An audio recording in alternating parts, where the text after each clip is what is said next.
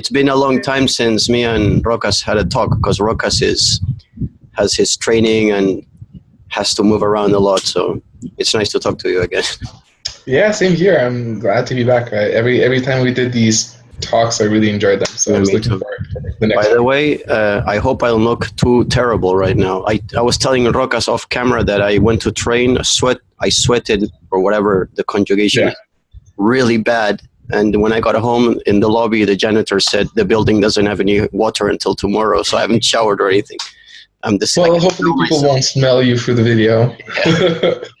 But this is pretty bad. Okay. I would not be able to go on a date or anything right now. This is awful. You're good. I mean, I don't want to lean on my chair or anything. I feel all sticky. It's gross. I think you can kind of see it, but not too bad. I mean, visually, it doesn't look so bad. My hair is like cardboard right now. It's okay. I'll shower in a friend's house after this video. Anyway, what did you want to talk about, Rokas? Yeah, so I think maybe I'll just say the same introduction that I just told you a few moments ago before I started recording. But that was off camera, so people need to. Yeah, so a question that came from me already years ago, a couple of years ago, one of my most watched videos, I think it's the second video which got 1 million views, is it's about Steven Seagal. I think it's called like Steven Seagal's Influence to Aikido. And I was one of the first people to point out a number of kind of points of information about Seagal which show him as a controversial figure or a negative personality. And at the end of the video, I made this statement that he's not a true martial artist. And back then I was still doing Aikido. I was a little more into philosophy side of martial arts. I still am fond of it, but not as active in that anymore. But some people were like fine with that. Some people started questioning. So what makes a true martial artist? Like, is there a difference between a martial artist and true martial artist? Or the example I gave before we recorded, there are fighters who are exceptional fighters but terrible personalities.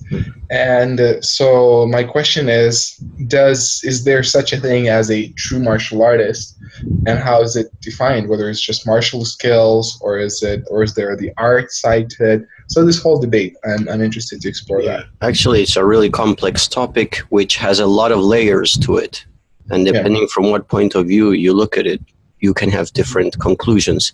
Also, Steven Seagal of himself is already a very complicated topic. Before we go into the other thing about Steven Seagal, I wanted to say something. I think from all I've researched on the guy is supposedly as an Aikidoka, he has really good skill. Like he is actually, I don't know your opinion. That's just what I researched. It seems like the guy's legitimately very good in Aikido. But personality-wise, yes, he's completely insane. Right. He has like delusions of grandeur, among other things. Right. Yeah. I actually used the chance and clear some air on myself as well. And I mean, I made 2 videos about Seagal. The second one, I was more diplomatic. I was just exploring his approach to Aikido, and I respect him as a martial artist. As a person who devoted years into practice, and he definitely has skill. You can see that he's good at it from Aikido perspective. Does that make his Aikido effective in the cage? I think not, but that's a whole nother subject. But then in terms of the personality, I try to figure out, so is he quote unquote bad or good? And I still lean towards one side, but the short story is a lot of people connected with me. Some people I know directly, some just like regular viewers. 90% of the people that had any contact with Steven Seagal had negative stories, which was a kind of a sign for me, okay, there must be something wrong with him if like pretty much everyone that had contact with him outside of his students, obviously, but even like some of his related students, they had negative stories about him and crazy stories, so that there has to be some truth behind that. But the last thing that happened, a friend of mine went to his seminar in Russia, in Moscow, and he got to meet him and talk to him a little bit. And that friend is a dojo cho. He runs a dojo, an Aikido dojo. and he was invited to a special, like a get-together with Steven Seagal for like an hour or something, where he spoke to dojo shows, and my friend's opinion was very positive. Like he said, Steven Seagal came across as a very nice person, and so I don't know. You never, at the end, internet is internet. I still think there has to be something bad when there's so much bad, negative media. There has to be something negative behind reality, in the reality. But also, until you meet the person and you know their story, it's not fair to judge without giving any. Yeah, I agree with you. Like we only have hypothetical opinions because we've never met the guy. It's just from all the information people in Hollywood or whatever that worked with him, they all say he's kind of an asshole, but we don't know because we haven't met him. I'm sure a lot of people think I'm an asshole too. So you thought I'm not a nice person before? No, I didn't think you were a bad person. I don't remember what I thought. Yeah. Anyway, well, I didn't think anything negative like that. Like Steven Seagal, I actually do think he's an asshole. Like I wouldn't like to hang out with him. Anyway, yeah, that's a complicated topic. Now, talking about the martial arts thing. Yeah. Well, yeah, God, there are so many layers to this. Because I think you can be a real martial artist and still not be a nice guy.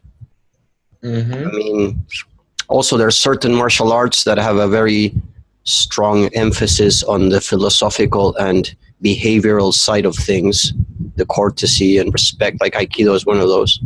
Yeah. But there's other arts they don't care so much about that. But generally, traditional martial arts do put an emphasis in respect. That's for sure. It's just Asian culture. Like being showboating and shouting and acting like assholes, that's a Westerner thing. The Asians don't do that. Have you been to Asia yet?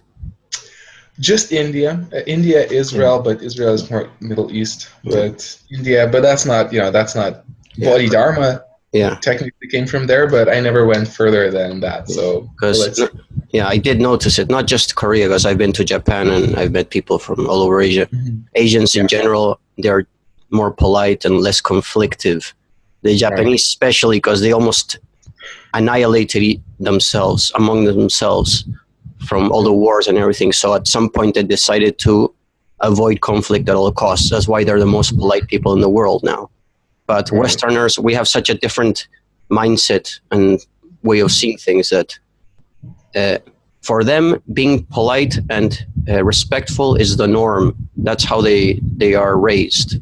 For us, the average person nowadays is not, well, you're European, so you're more civilized. But on the Americas, North, South America, we're more uncivilized. So I guess, I'm getting the good side of the States since I'm in a community, but yeah, I see your point. Well, for me, the question is, in terms of your personal opinion, how much for you the philosophical aspect is necessary, you feel, in martial arts? Or how do you think if you separate and take away the philosophical aspect out of martial arts, do they still stay martial arts? Okay, I've talked about this. All right. So since I'm training kickboxing and sometimes to do some MMA, there's a lot of MMA guys in my group. And my coach is also an MMA guy. I'm not only a kickboxer. And we often talk about this kind of thing. And we don't, for example, the UFC, we don't consider the majority of the martial artists. They're just fighters. They've learned fighting techniques. They're not learning martial arts. The philosophical or discipline side of martial arts are one of the bases that actually make it a martial art. Otherwise, all you're learning is how to fight. Mm. Like boxing, for me, is a combat sport, not a martial art. There is no philosophy. There's nothing. Of course, there's discipline and all that, but it's a combat sport. So MMA, all these things are combat sports or a combat structure. You're learning how to be a fighter, not a martial artist. That's the difference. Martial artists are people, in my opinion, right, who come from a martial art that develops them mentally, not only as a physical fighter. It does affect your mind. When you train in a martial arts environment, it's not the same as if you just go fight. I don't know how to explain this, but there is a difference actually. It's tangible. Right. What would you say that tangible difference is then? How would you where do you feel is the line between a pure fighter versus martial artist? Because there's some, I'm still new to UFC, but there's some people in UFC who I believe I could consider martial artists. There are fewer than many, I think, but some are legitimately coming from martial arts backgrounds, and they're nice people, and but that's not the standard. But there are some. But what makes a difference in your opinion? Okay, so you're gonna find guys who train martial arts who are still acting like idiots. That's gonna happen in anything in life. You're gonna have always like the black sheep or whatever. That's the kind of guy that really annoys me. But generally speaking, some guy who comes from a martial arts background is going to be more mentally clear. Like, how do I say this? They're not going to be talking shit, showboating, acting like monkeys. They're way more disciplined mentally in that sense. Like, they reserve themselves more. They don't try to make all this mess that guys who are just fighters are. You know what I mean? It's hard to explain, but it does. It teaches you how to control your impulses emotionally. It's not just about controlling your body. It does. I know this sounds very esoteric, but when you train for many years, it's not just like you train a few months. You train for many years with discipline and dedication. In my case, at least, I noticed that this esoteric side of martial arts, there is something to it. What it is that it helps you have control of your own mind and your emotions. Not just learning how to hurt another human being. You're actually learning how to control yourself. So it comes to a point after many years of training, you enjoy sparring and fighting, but you have there is no impulse to actually go and get up in a street fight or something. You have nothing to prove. Like, it affects your ego in a positive way. Right. Well, guys who just do fighting, their personalities are more immature a lot of times. This is just what I've noticed, and I'm not talking that every case in the world is like this. I'm just speaking generally, right? Yeah. I'm sure you've experienced something like that, especially coming from Aikido, which is one of the most spiritually oriented arts. Right. Well, something which is unfortunate with Aikido, to say a disclaimer before I start talking about it, I feel bad about it sometimes, to a degree where I feel bad about it, is that oftentimes when we talk about Aikido, I see the bad side, the negative side. And I don't know if I'm doing the throwing away the baby with the bathwater thing, but the thing is, something that was and is an active concern for me with Aikido, and I see that in some traditional martial arts as well, but that'll lead to different questions soon enough. But in Aikido, there was a lot of politeness. But even in, and not to say for everyone, but there was that tendency in quite a few people, in quite a few dojos I visited, especially with higher ranks, but even actually in white belts. There was politeness, but even in everyday life, there's a difference between politeness and care, like authentic care. Mm-hmm. And you can be polite and be an asshole, which is kind of a little bit crazy. Yeah. It's a little bit paradox. I'll let you finish, but I'll get back to that. Okay, I have something to say. For sure. Right. So I'll make this quick. No. So in Aikido, there was a lot of that. People, like especially higher ranked people, they would have their back straight and they have that kind of stoic face and they wouldn't like smile a lot. And I'm not saying that about every dojo. I mean, I haven't been in all dojos, but the ones I went to, that was like a common thing. That was a common thread.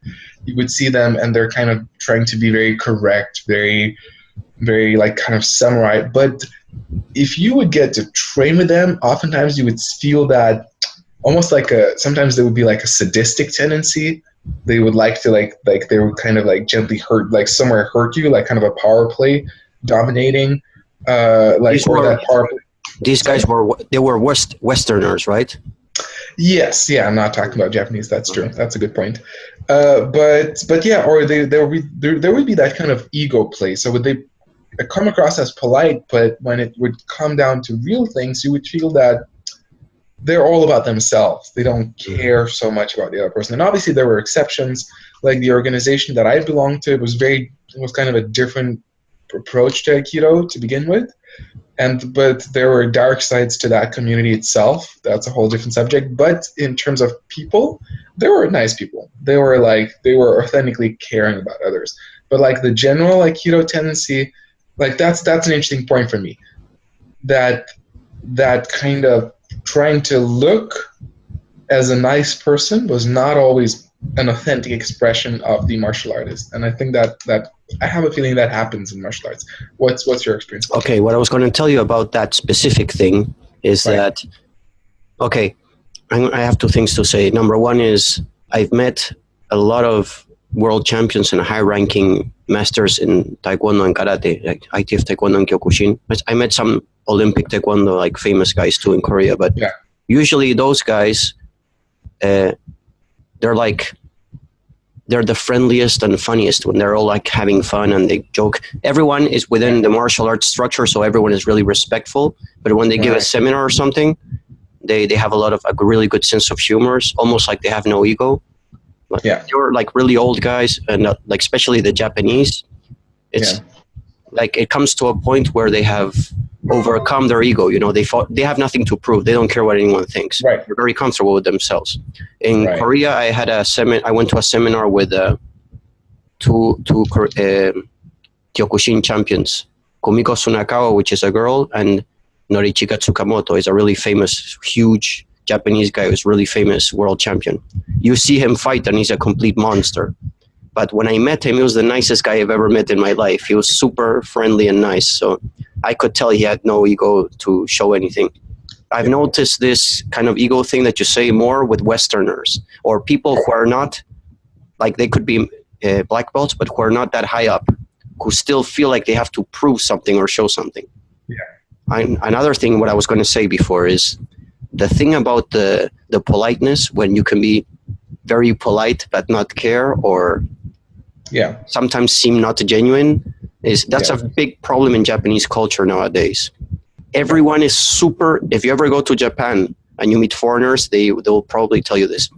Everyone is super, super polite to you because the philosophy of that nation now is avoid conflict and be polite no matter what. So maybe the guy wants to punch you in the face, but he's going to smile and like buy you coffee, everything, because that's how they handle everything now.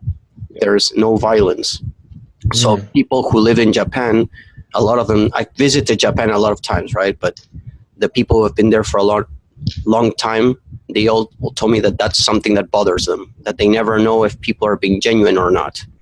And I've noticed it a lot. Like the Japanese people are the nicest in the world, but I don't know, maybe sometimes you don't know what they're really thinking.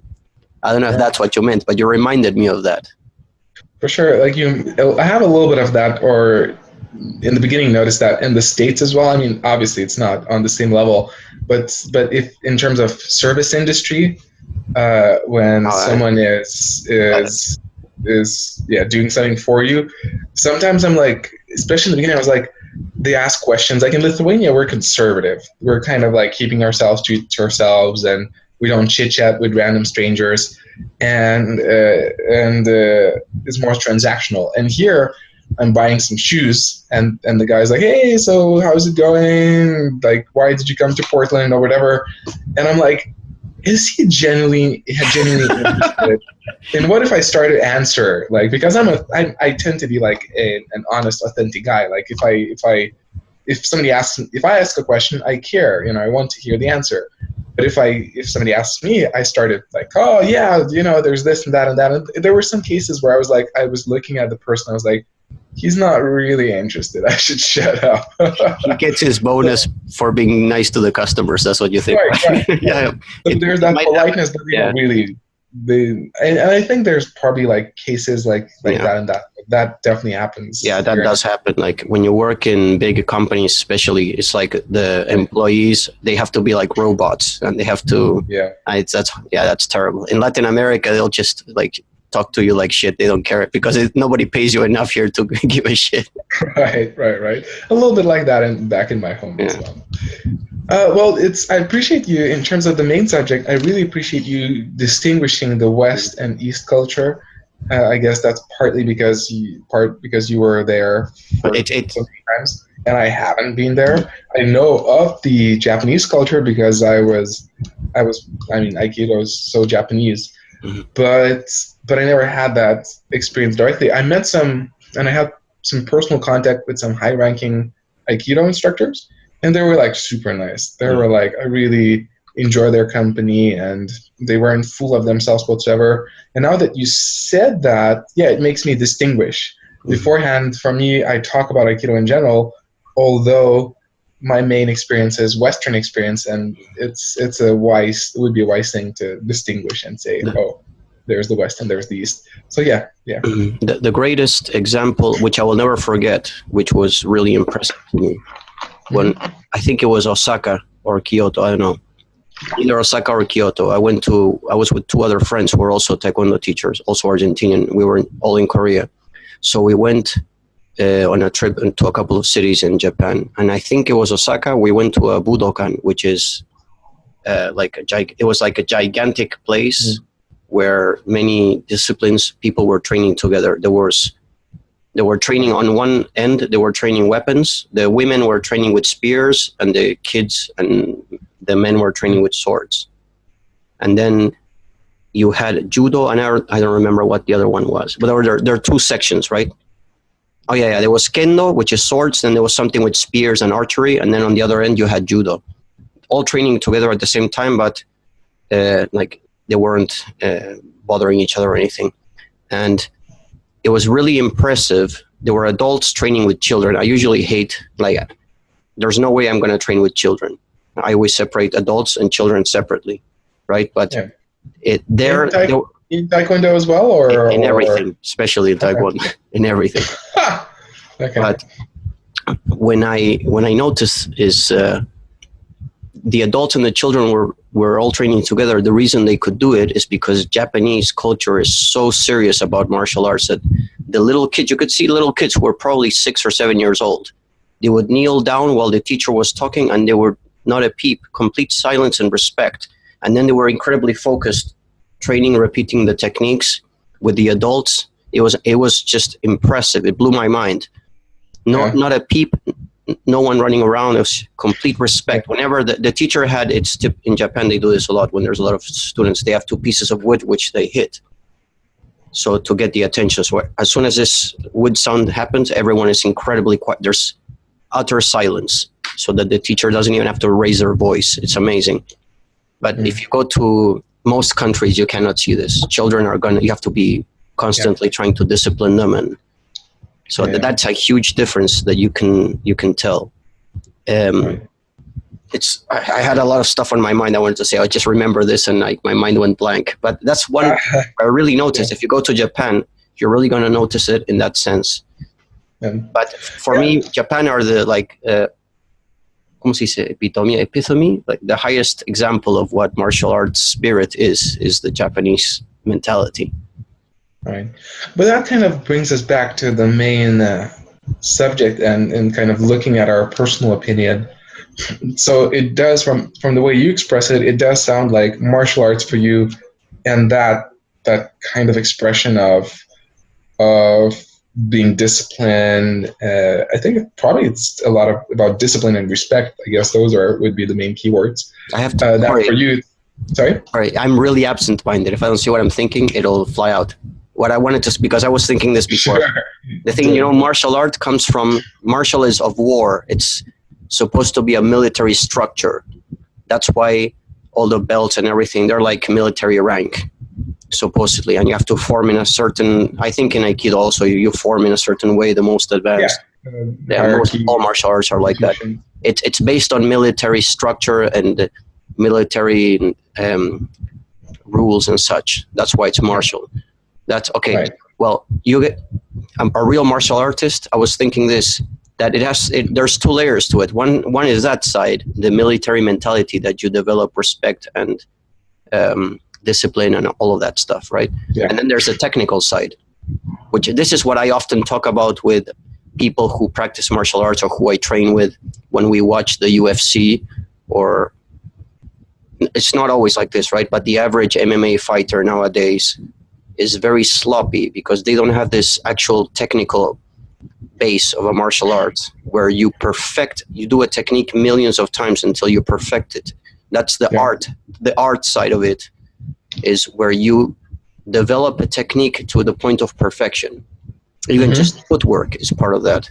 Now, when you see a lot of MMA guys, they're fighters, but you see that they lack this technical refinement. The art part of it lacks.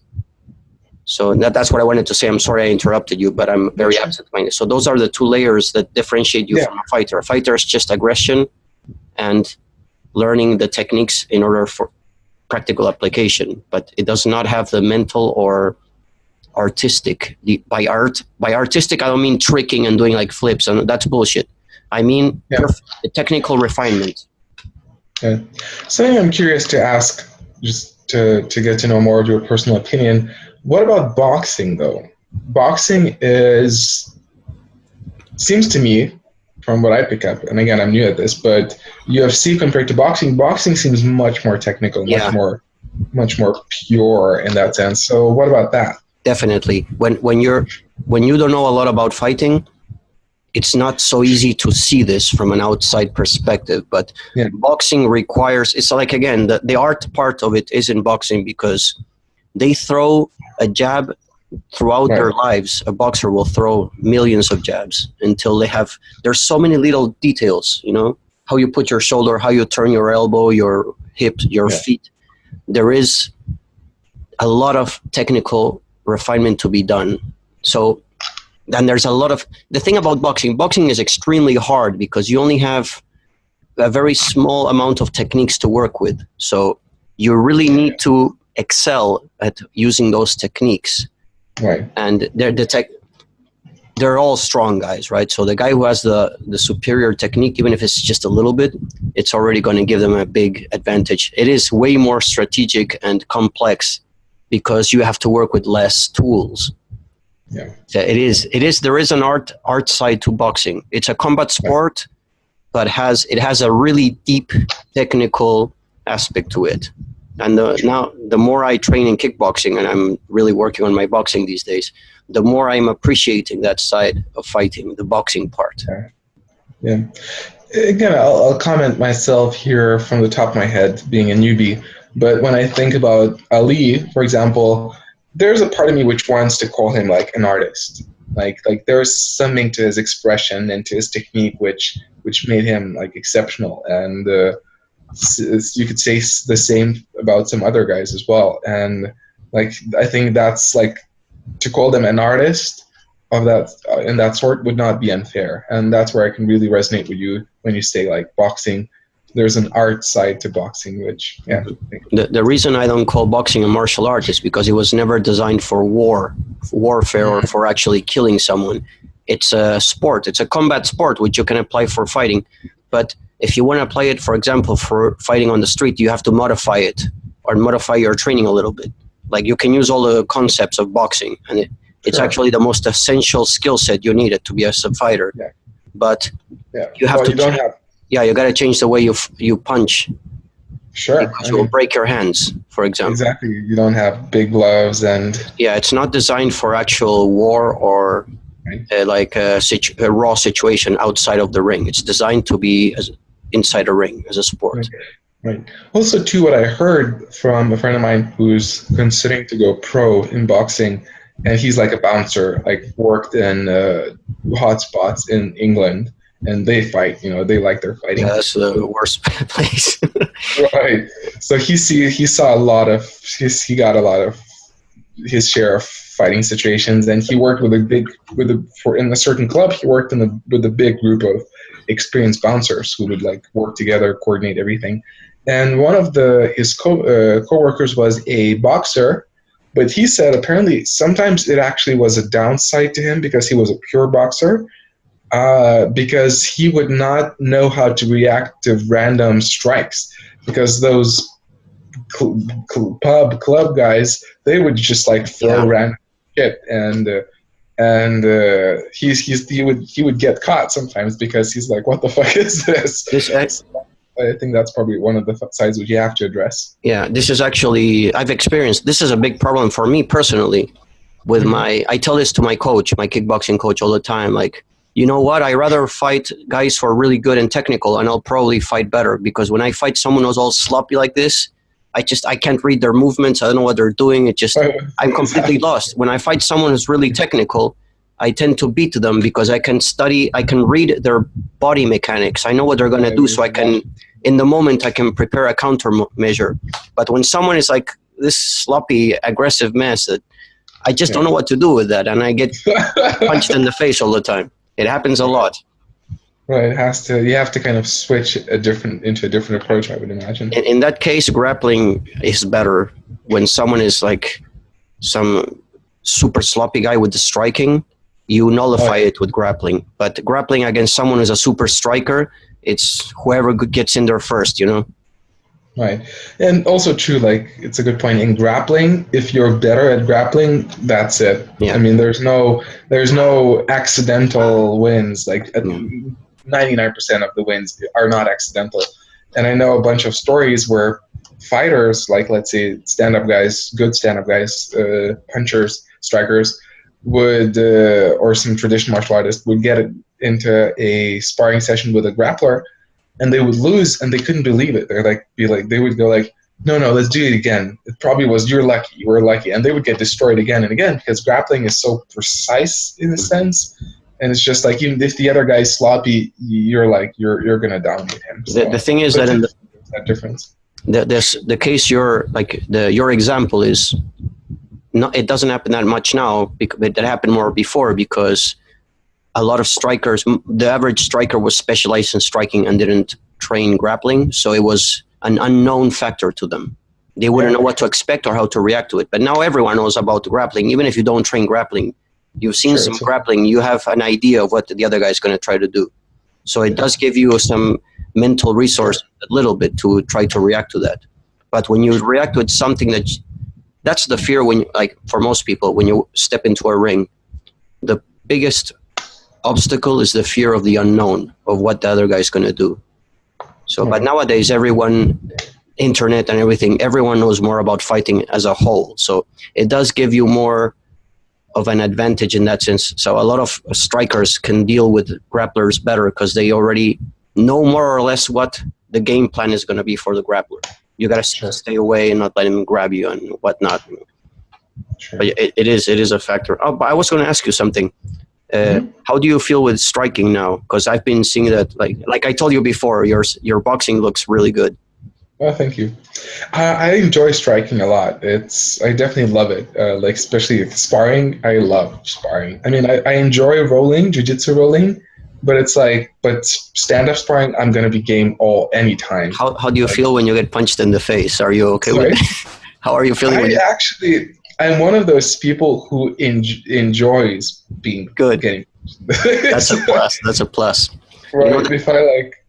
Yeah, go ahead. You want to No, I was going to say, sorry, because as you were saying about the boxing, it has to be adapted to the street and all that we were talking about that. There's another thing, which is like a super simple thing. The fact that you have gloves is not only the angle that you punch, the defense also changes, because you have two big pillows that are like, you just go like this, your cushions.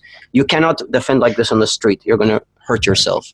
That's why when you see Kyokushin guys, which we don't use gloves, the guard is not here, it's more here, because we try to cut the attack from a further distance, because we don't have anything protected. The gloves are actually two shields, so it changes everything when you have to. That's a big difference between a martial art and a sport. I had to get used to this, you know. Yeah, it is something I'm considerate of too, because mainly when we spar, 90% of the time, especially when it's stand-up, it's big gloves. Sometimes we get small gloves, but that's more for grappling plus striking. So let's say, but that's mostly about practicing takedowns. So not much contact at all with small gloves and like MMA gloves. And when you get down on the ground, then you just show some places I'm going to punch you here, I'm going to punch you here, which is great. But I'm mindful of the fact that when I'm going to have my first amateur fight, I'm going to switch from the big boxing gloves to small gloves, and I will have to punch the hell out of the other guy, and he's going to try to punch the hell out of me. So, and my roommate, who's like a second degree jiu-jitsu black belt, like world competitor, he had his MMA fights. I spoke to him and I said, what should I be mindful of? And that's one of the things he said. He said, practice just before, at least a little bit before your fight, practice some sparring with small gloves, because apparently when you get into the cage for the first time, you're like, fuck, this is it feels weird. Not the same. Yeah. So I'm mindful of that for sure. Yeah. Oh yeah. No, but sorry. No. Another thing that I didn't mention, we haven't been talking that much these days because you were very busy with things, but I noticed those videos you upload where you're trying some Aikido, which the last one with the guy who was padded, that he was showing you wrist grab. Actually, that technique, just bending the wrist like that. Yeah. Like I've used that when I was younger in some school fights. I know it's kids, but still, it did work, nice. Right? The thing is, nice. Like I always say, I don't like it when people talk so much shit about Aikido. The techniques are useful. You just need to know how to apply them. Everything depends on the time and the situation. Like you're not going to grab, this thing where the other guy throws a punch and you grab the punch. That's a fantasy. That's not going to happen. But you can grab him distracted when there's not so much resistance within, I don't know. Yeah. Fighting is a dirty business. It's sloppy. You can grab the guy when he's distracted or trying to grab you, and then you can do a wrist lock. You can do a lot of things. All of these things can work. It's a fraction of a second, and it's not the way that you learn it. The thing when you learn someone grabs you here, you do this or this, or you grab the punch. That's just an exercise to help you understand how to manipulate the other person's joints. Sure. But it does work. You just need to find a situation where you can apply all these things. It's like people telling me spin kicks don't work. I spin kick people in the face every day. You got to know when to use it. That's it. I spin kicked a guy in the face today, actually. When I think about this question, for me, one of the conclusions or insights I had about it is I'd say martial arts, one way to define martial arts is, oftentimes people define martial arts based on technique, but I'd say it would be more fair to define martial arts based on training methodology. Yeah. Definitely. Because some of the techniques, a bunch of techniques are universal, like the wrists, the wrist lock. I saw videos of Kyokushin guys doing that, and Jiu-Jitsu obviously has even in Taekwondo. It's even in Taekwondo, yeah. Right, there you go. And Aikido guys oftentimes are fond of, this is Aikido. It's like, yes and no. And if somebody would say, so if you pull off a kotegaeshi, that's in Aikido, it's the kotegaeshi. If you pull it off in sparring, MMA sparring, does that mean Aikido works? My answer is no, it doesn't mean Aikido works. It means this technique works, but the Aikido methodology of training generally is not suitable for sparring or mixed martial arts. Like, for example, like when I think about judo and BJJ, like BJJ is technically an offshoot of judo. Yeah. It's just their training methodology. Like judo players don't start on their butt. Yeah, judo does have ground game. Contrary to what most people think, judo has ground game. They just like to focus on the stand-up game. That's why I like judo more than jiu-jitsu. Right, exactly. So jiu-jitsu guys oftentimes pull guard. It's allowed to start on your butt, which I know from a self-defense perspective, a lot of people are criticizing that, and I think it's fair. So yeah, there's like there's some of the techniques are the same, but it's just different approaches to the training methodology, and I think that's what defines a martial art. It's not actually. Yeah, no, you're right. Sorry that I keep interrupting you, but when I talk to you, my brain is like on fire. The guy who coaches my kickboxing, his grappling background is in Sambo, actually.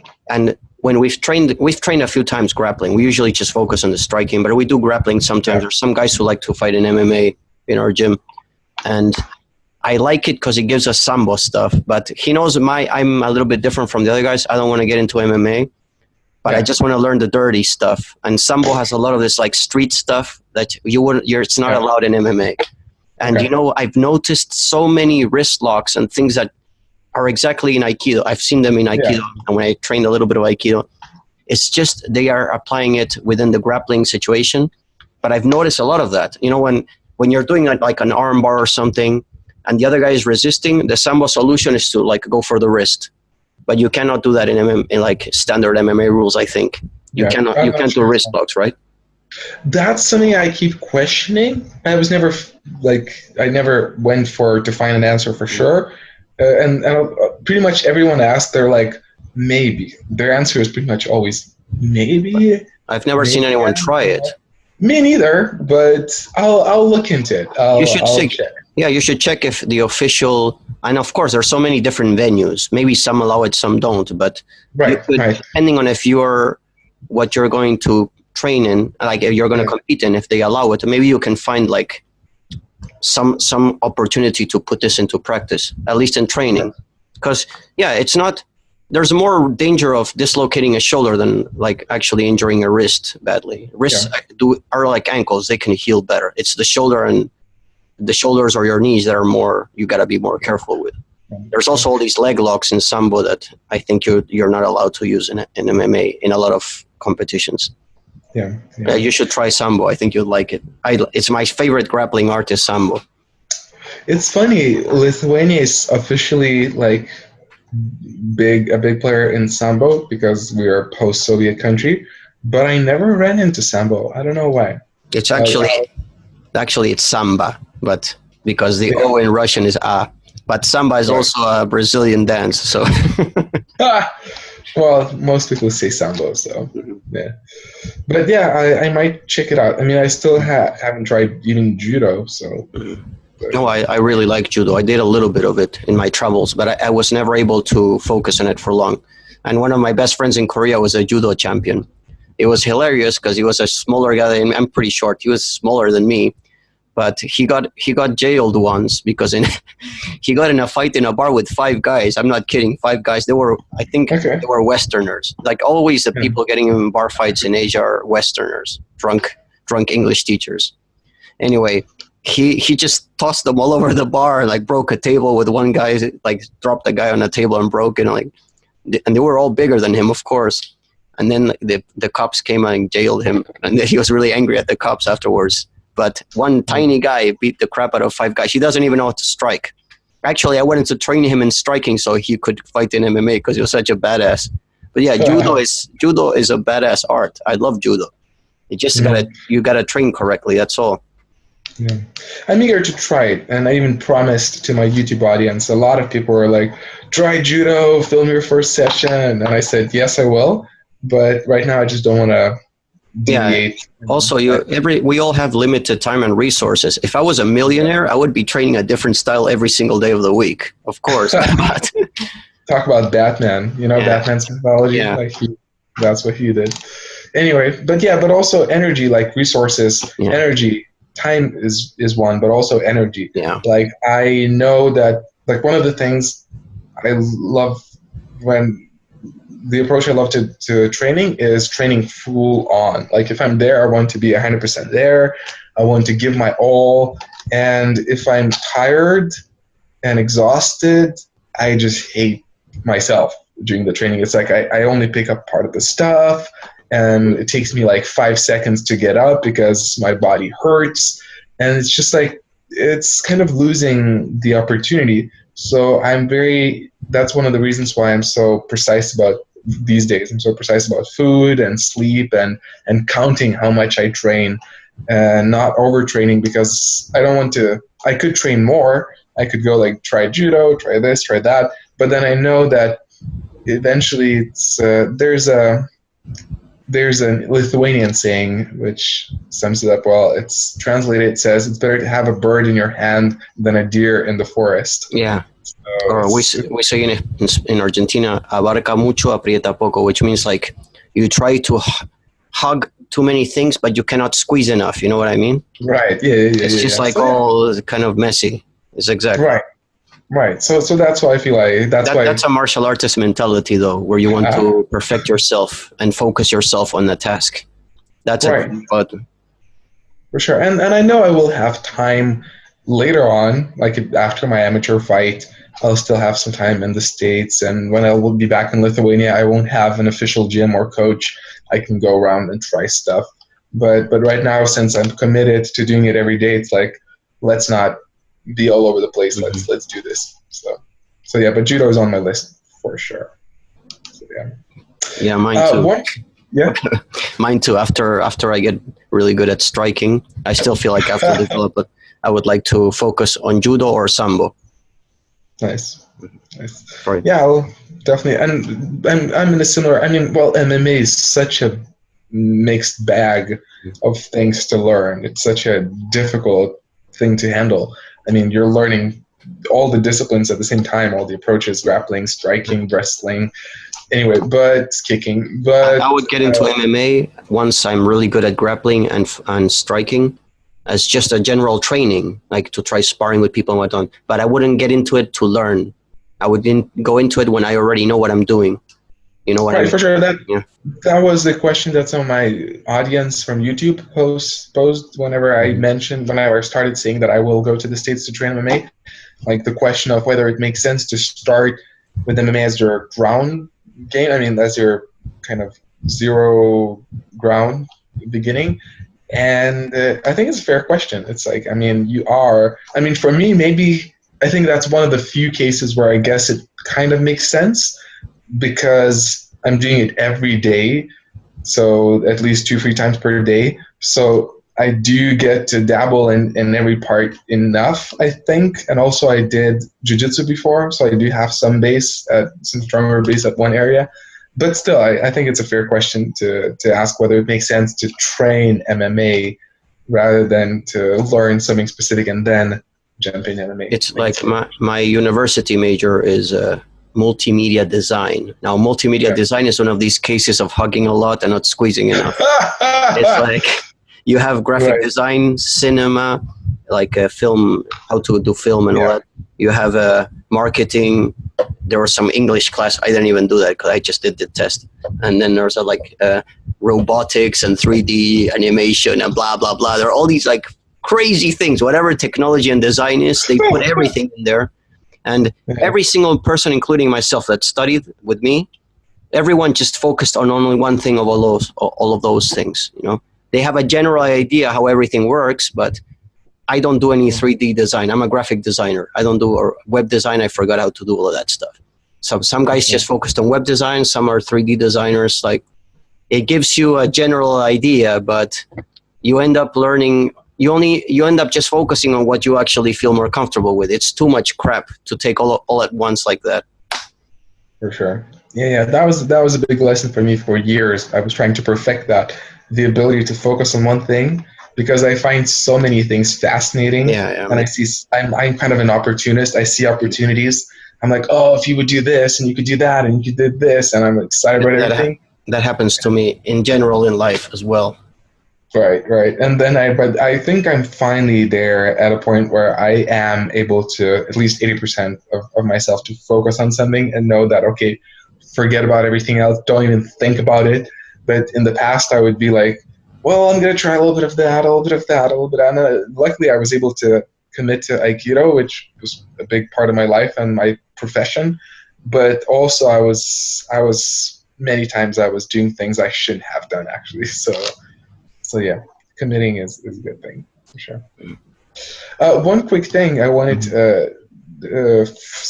for a while now, I wanted to ask about coming back to the true martial artist. Something that came up to me is, how much do you think it's part of the culture of the gym or the dojang, or even more precisely, the instructor, and how much is it the martial art? And I could comment, but I guess, do you see my question? Do you see my point? I understand what you mean exactly. Okay, I'll explain myself then. So, for example, we tend to focus on the martial art passing on some type of attributes, both physical and philosophical.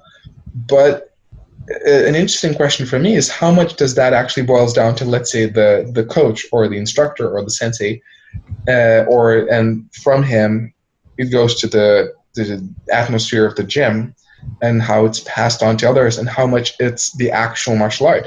Because, for example, like it's a funny kind of example to give, but have you seen the YouTube Cobra Kai?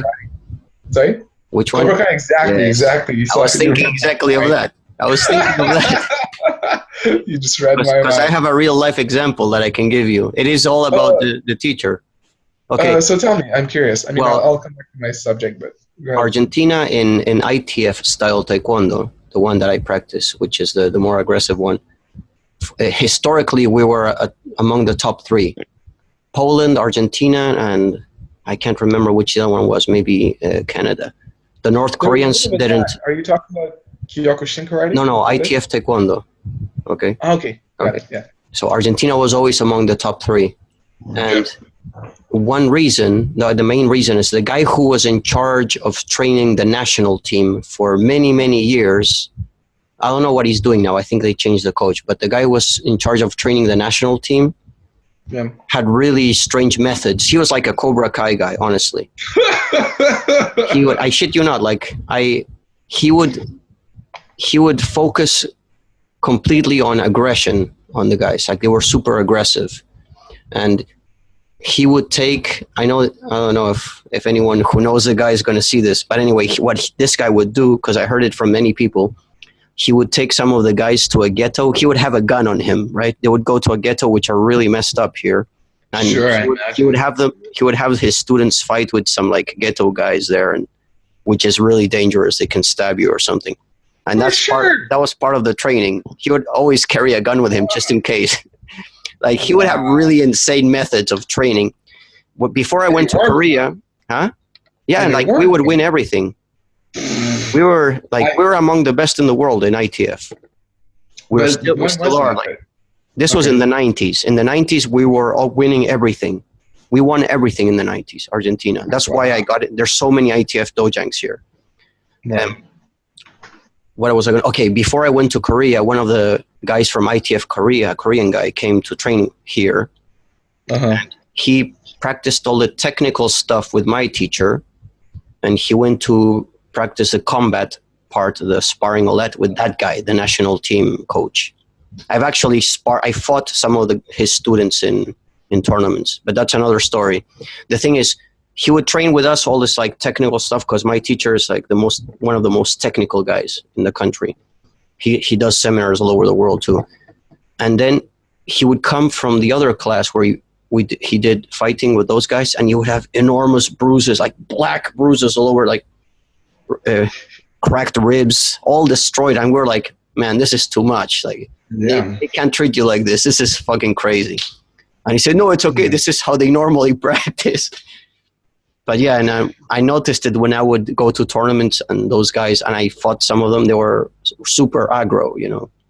That was my question, because hypothetically, that was my hypothesis. Like and I'll give some of my examples too, but if the instructor is, whatever the instructor is, that tends to, I think it works both two ways. It tends to draw in certain people, like, you know, plus draws a plus, minus draws a minus. But it also tends to shape the people. Like Cobra Kai is actually a great example of that. Like the main character, the Mexican guy or whatever. Well, anyway, but he starts off like a super nice guy and kind of shy and timid. And initially you're rooting for him, but then he becomes empowered. He becomes badass and kind of he's a good guy still. But in the end, he becomes a douchebag. And it's like great example of that. Yeah, the teacher is the number one factor, actually. Right. So that was my question, and the answer is, just to clarify, so basically that's why I tell you, you're still going to find guys in martial arts who are assholes because they haven't had a teacher who put them in place when they were acting like dickheads. They just want maybe it's the guys who focus more on competition and they want results, so they just bring out the most aggressive side of the guys. But a perfect teacher is going to help you develop the aggression, but focus that aggression and control it. Like he's going to teach you how to be respectful and a good guy at the same time as he's going to teach you how to be a great fighter with that aggression that you need to develop. You need to find the balance. That's what a good teacher does. Like either extreme is negative. If you just do forms and never fight, and all have to be friends and blah, blah, blah, you're not teaching him martial arts. You're just making him do exercise. And if you're just teaching him how to be like a killing machine, that you're just teaching him how to be a fighter. So you need to find that balance, which is what the essence of martial arts are. Right. You know, you can become a killing machine, but only if you have to. You have to be mentally and spiritually in control of yourself. Yeah. One example that I wanted to quickly explore as well is you know Lenny Sly from YouTube. Yeah, it's the other Aikido guy. Yeah, he's one of the top 3 Aikido YouTube guys, probably number 1 in terms of subscribers. Anyway, but he's we know each other personally. I mean, we never met physically, but we call each other sometimes and talk. And we've been. He initially he hated my guts. He didn't like me. But then we got into some discussions, and we realized we're actually coming from the same place, and we're in some way we're buddies. And I like him. He's awesome. But at the same time, like if you look at his Aikido technically is the art of peace. It's the stoic, the very polite, the very nice martial art. And in most dojos, a lot of dojos try to kind of represent that, including senseis. But if you look at Lenny Sly, he doesn't do any of that. He's all about breaking fingers and jabbing eyes and punching the hell, and he swears and everything. And he's officially a representative of Aikido. So it's like. So I think it's something that I'm contemplating as we're talking. Initially, there's the idea that the martial art specifically generates the type of attitude, but it's not necessarily 100% true. I think some people may be, like if you practice Aikido and if you go to some badass gym or dojo and you read the Aikido philosophy, or you're fond of Aikido philosophy, you may still try to represent that. But I think, yeah, in the end, it does seem to boil down a lot to the head instructor and the way the place runs. Yes, it's all about the teacher and the learning environment. It's like two different people can be teaching the exact same. They can be passing the exact same knowledge, but with opposing philosophies or opposing personalities, you'll have 2 different results entirely. You know. Yeah, for sure. It's like okay. How can I say that? You and me go learn how to play the guitar, and we learn the exact same techniques of how to play the guitar and all the theory. But you end up playing heavy metal, and I end up playing jazz, right? So it's the same thing, kind of in a way, you know. Yeah, guitar is still a guitar, but the martial art is going to give you a set of tools, and concepts and ideas, and there's a whole philosophy of that. But it's up to the teacher to pass this information in the correct way. Yeah, for sure. It actually, interestingly enough, it brings me to the initial reason why I was contemplating this for a few weeks now, and I brought the subject up today. Normally, I have a tendency to act from a why, like a why meaning having a purpose, like not just like, this sounds fun. It's like sometimes you do that, but I tend to be like, okay, so why is this useful? Why am I interested in this? And the reason is, there's a couple of reasons. One is a subject which is important for me for years now, is the subject of role models. People we look up to and we are inspired by them to be more like them or a better version of ourselves. And I feel one of the things is we're missing role models. I think it's one of the things which is just absent and really heavily missing in the world as far as I can see. Like, and sometimes you get these bad examples of this. This is where it's a little bit troublesome, where you get these UFC fighters who are not nice personalities, but people are looking up to them. And I think partly because they embody a certain level of power. Yeah. You're like, you look at them, and especially like, it's a whole subject, but like masculinity, a lot of guys like struggling, maybe not in Argentina, but this is a very aggressive society, trust me. Right. Actually, one of the guys who there's a couple of young kids who train kickboxing with me, and they were copying. They're so good. They were offered to fight professionally, but they're teenagers. But our coach said no, because you're just messing around too much. They would try to copy McGregor and goof around and shit, and like right. Now they're starting to be more like. My coach forbid them from fighting or anything until they change their their attitude, and now they're like really focused. So, right. But that's a great example. Yeah, sorry, because when you say this, you made me remember another thing about martial artists. Yeah. I was used to training here before I went to Korea, right? My teacher is Argentinian, but he trained with Koreans and all that. And he's like old school. Actually, his personality tends to be very difficult at times. And I've had problems with him. Like, he's been like a father to me. And also, like, we've had problems because he's so damn strict that it's hard to explain. Even you leave the dojang and you always, at all points, at all times, you treat him like a teacher, as your master, right? So at all times, he's super strict. Like, he's really old school. But our training methods were old school too, like body conditioning stuff, which no one does anymore. Anyway, I had this picture in my head of a role model of what martial arts masters should be like, right? Unbreakable, like, type of discipline. When I went to Korea, the first few months, I was living at the house of a Hapkido master, an older guy, and I was working at his dojang. In a Hapkido school, I would teach Taekwondo, and then I would practice a little bit of Hapkido. And I was really disappointed with the guy's personality because he was nothing at all. As a Korean guy, I was thinking, well, older Korean guy should be more, And he was like an alcoholic and kind of lazy, and he didn't care about anything. And he invited me to drink with his friends. They were all much older guys. I was like 28 years old, and he was like guys on their 50s, all married with kids.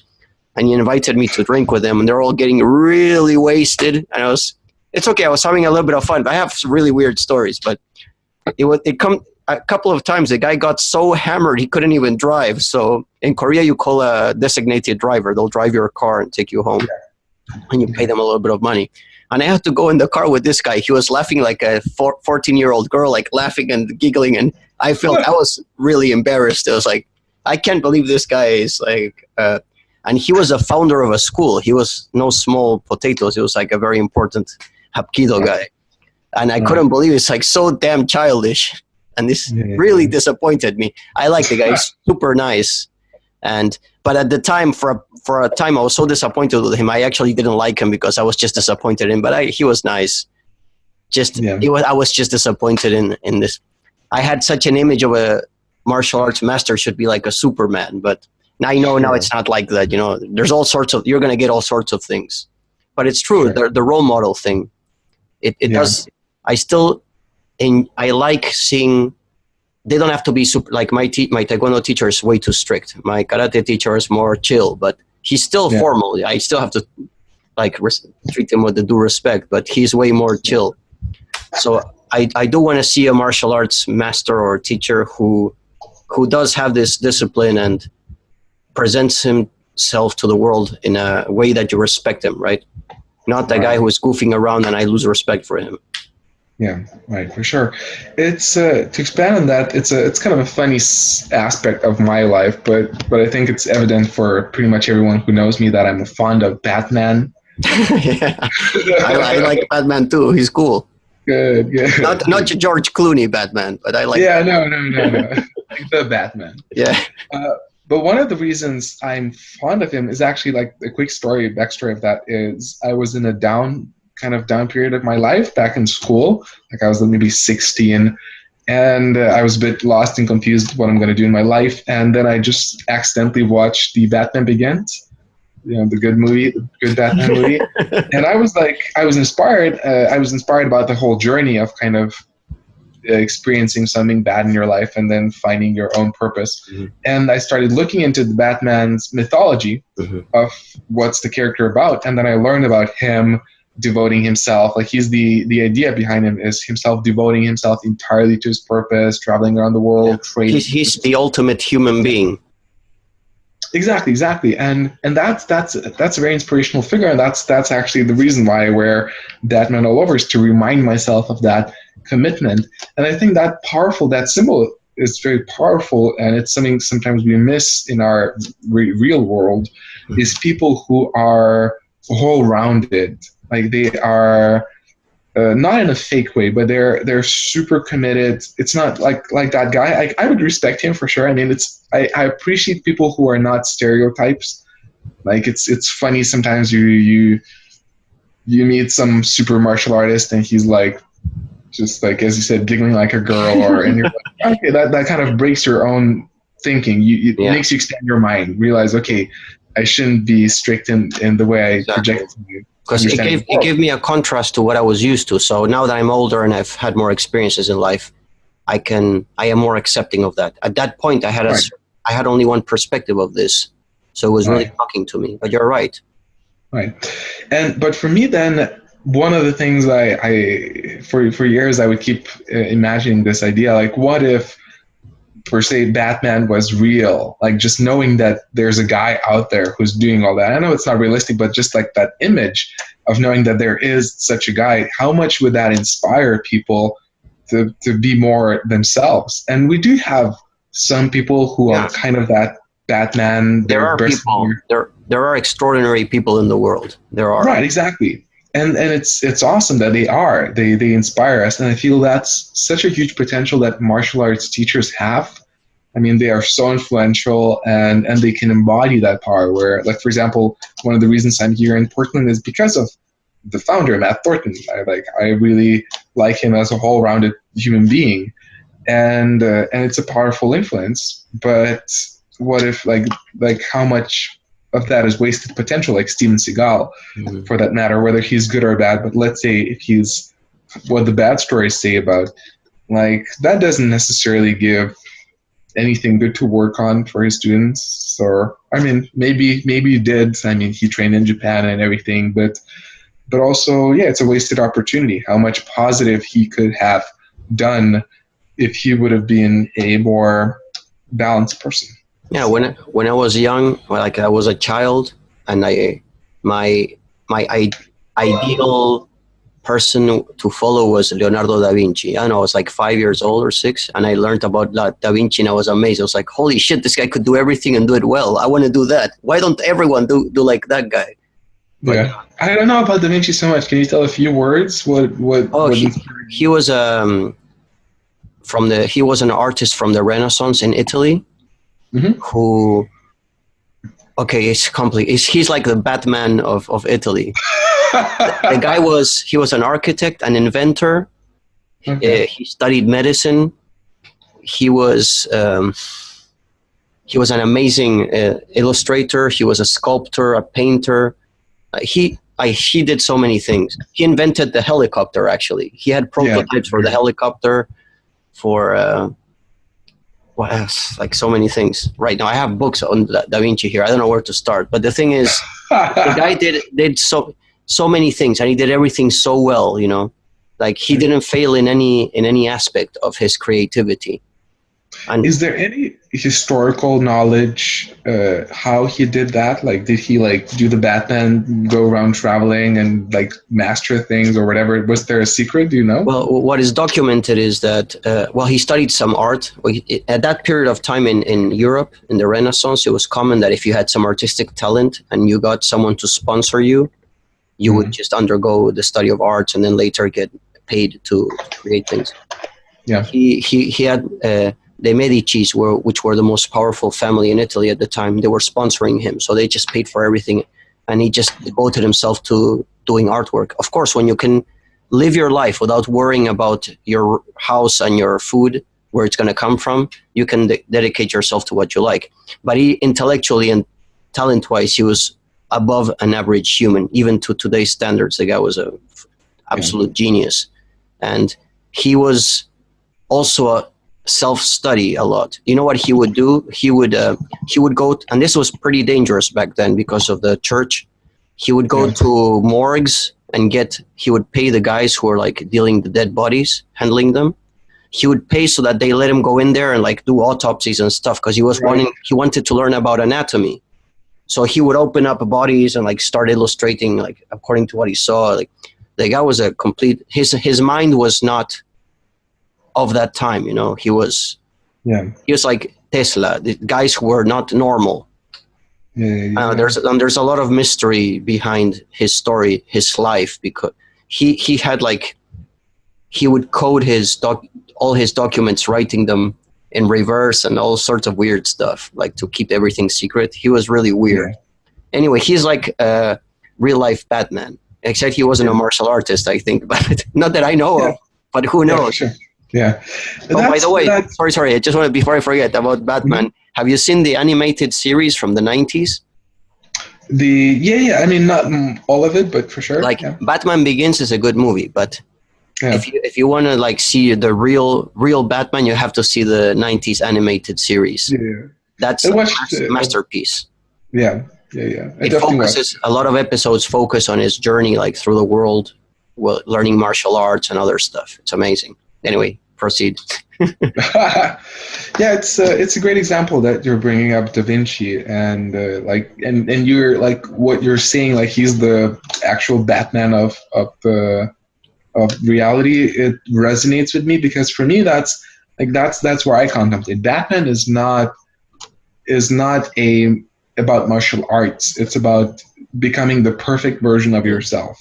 Fulfilling your purpose, becoming an embodiment of your purpose, devoting yourself to it. And so being Batman is not about dressing up in a bat suit and going kicking ass. It's about just devoting yourself to your own path. And yeah, just to bring that point back again, I feel that's something that is missing.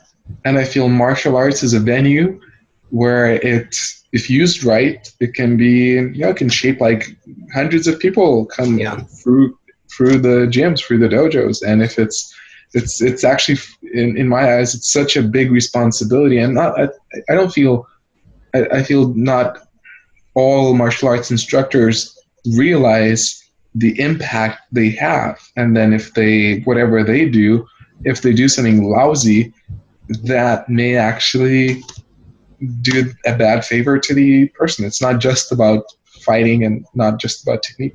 I completely agree.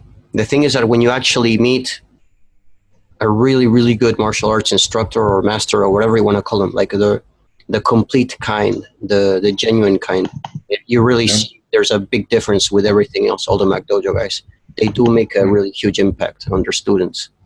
Also, if I was super rich, I would be doing like Batman. I would. Because I'm like you, I get interested in so many things. I want to learn everything. I would just be traveling and like practicing every martial art, studying art, music. I want to learn everything, but we need money it's not easy. I know for sure. No, that was one of my goals for a while is to create some sort of a system where I could devote myself to training, and luckily I can do this right now. But obviously it's not easy. It's like. It's a lot of trouble to go through that, but yeah, ideally that's a good goal to create those circumstances.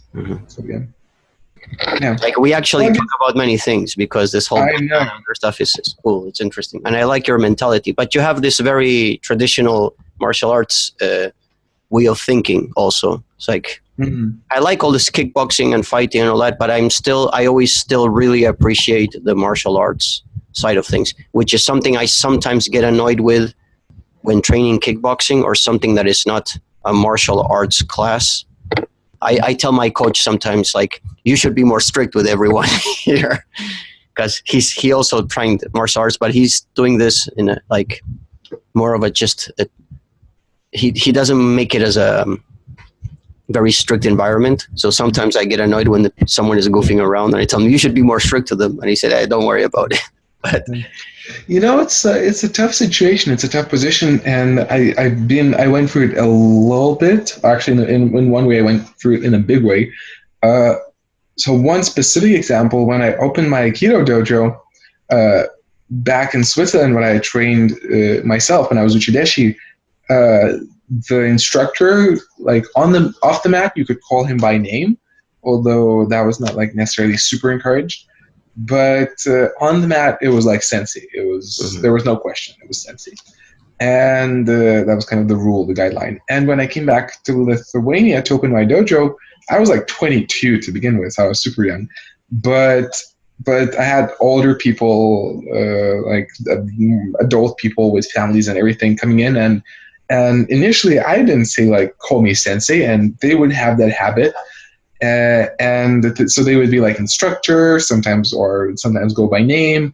And a few months in, I started questioning. So should I try to make it happen, like that I would be sensei officially on the mat. And I decided to do that because I felt there's a power in that. Because when a person is per se forced to call you sensei, it naturally gets him into a mode where he realizes, oh, okay, he's my instructor. I'm learning from him. If you say my name, it can make it feel a little bit too familiar, especially since I was younger. They can be like, okay, so we're buddies, like whatever you say, I don't care. But that step to step up and to say to my students, okay, so from now on, I need you to call me sensei. It was tough. It's difficult it's not easy to kind of hold that position up, because also too, when they call you sensei, you kind of realize, oh, I have to step up my game. Now I can't just go around and do random stuff, because I now have to live the example. It's like if I ask more from them, I have to give more myself. And so I think it's just, I'm that type of person who wants to do that. But I think a lot of people, they want the easy way out. They don't want to they want to go through the trouble of needing to be more than they are. They're like, okay, I'm going to let these people do whatever they want to do, because then I can do whatever I want to do. Mm-hmm. So it's a tough game to do that. I think not everyone is up for it. Although I think it shouldn't be abused, but I think it's saying that some people should do that. They should realize, okay, I am a role model. Whether I want that or not, people will look up to me and they take me as an example. So I better try to be conscious of what I pass on. So, but people who get into martial arts specifically, they are also looking for this side of things about the discipline mentally, and they want to put some order into their life. Even if it's just for 1 or 2 hours of training, they want to be in this environment where everything is focused and ordered, and it separates them from the rest of reality. Yeah, so it is important also in a way, in that sense. That's something I really appreciate. Also in karate, for example, we would at the end of each training, everyone's super exhausted. We would go. This is common in Japan and in a lot of arts, but in Kyokushin especially, when you finish, you get on your knees and you do mokuso, which means like a clearing your mind meditation. Yeah. And maybe you did it in Aikido, I don't know. But for 1 minute, everyone's completely silent with their eyes closed. And just that little detail made a huge difference to me. Like, I really like that. It made me really cool down. It was really nice. Yeah. I agree, especially since in the lifestyle that we have in modern world, we don't stop. We don't do nothing. We're always going from one thing to another. We're always on our mobile phones or something. So yeah, even that aspect is also powerful. When you finish, okay, let's say from a year from now, and let's say you've become more really proficient with fighting and you've had a few fights. Do you have any idea what you plan to do with your future? Do you want to be an MMA coach or something? Maybe you don't want to reveal this. I'm just curious. No, sure. I'm open to talk about this. I'm not sure right now. I'm thinking about options. The thing is, the short story is, for years, like from the day I decided I wanted to become an Aikido instructor to the day I became an instructor, it was an 8-year period. Like it was on and off, but most of the times it was on. So I was working for it. I was working towards it, preparing and working my ass off for 8 years. I knew what I will do. Then when I started running the dojo for 7 years, I knew that this is my focal part of life, that I need to become better, make my students better, etc. So I always knew what the next year is going to be: more dojo, more Aikido. So my life was very clear. And eventually it's like 15 years that I had a clear plan, clear idea of what's going to happen next. And I feel part of me wants to do the opposite right now. I want to be in an open space, just to commit to training, commit to being a student, and let myself see, okay, so where does life take me? So I'm enjoying that for the moment, but some insights are coming up, and I'll see how I feel after my first amateur fight. If I like it a lot, I may want to do some until eventually I realize, okay, I need to stop. So that's one option. I don't know if that's going to happen, but or yes or not. I mean, I think I'm a little bit old for that too. I'm 39 next month. and I'm already thinking of going into a fight next month. After kickboxing, probably. I didn't really actually, because I've been traveling all my life.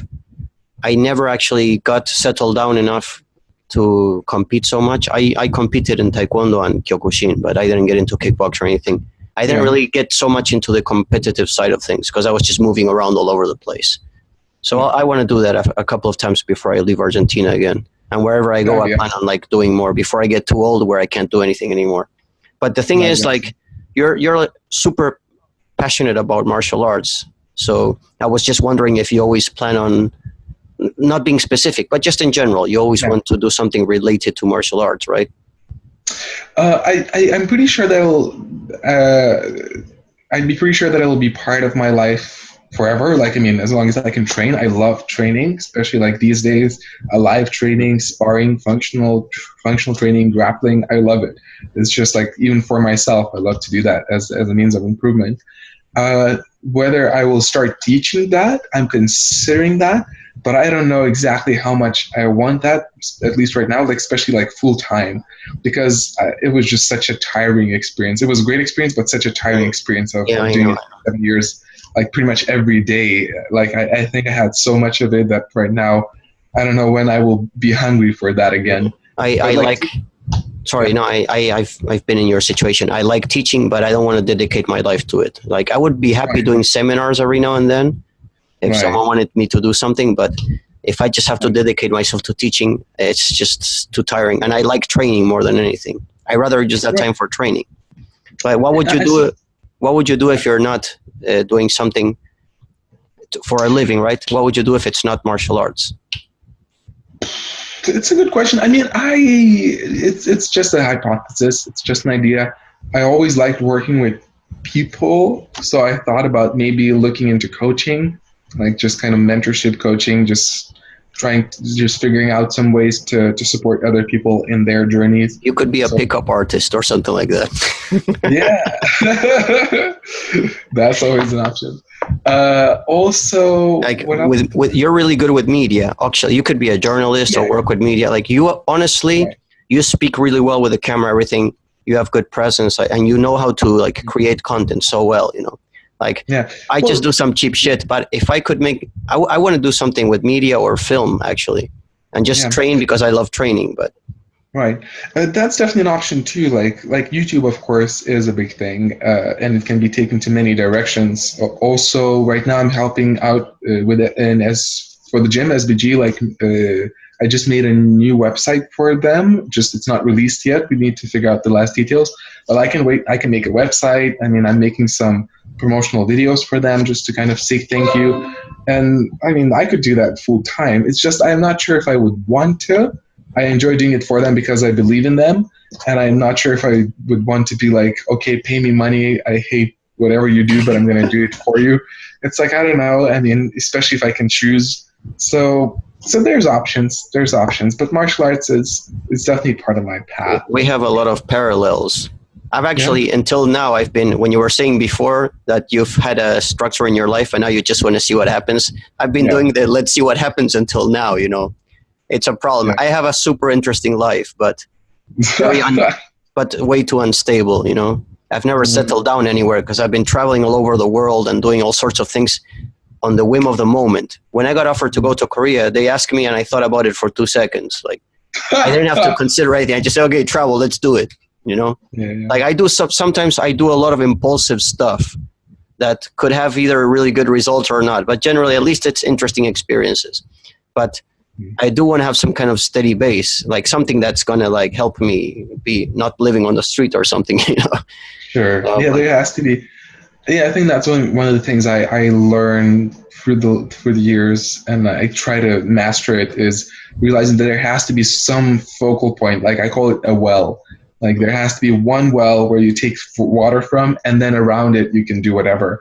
But there has to be one focal point, kind of, which supports you. Because I discovered the answer to the most difficult question: what's the meaning of life?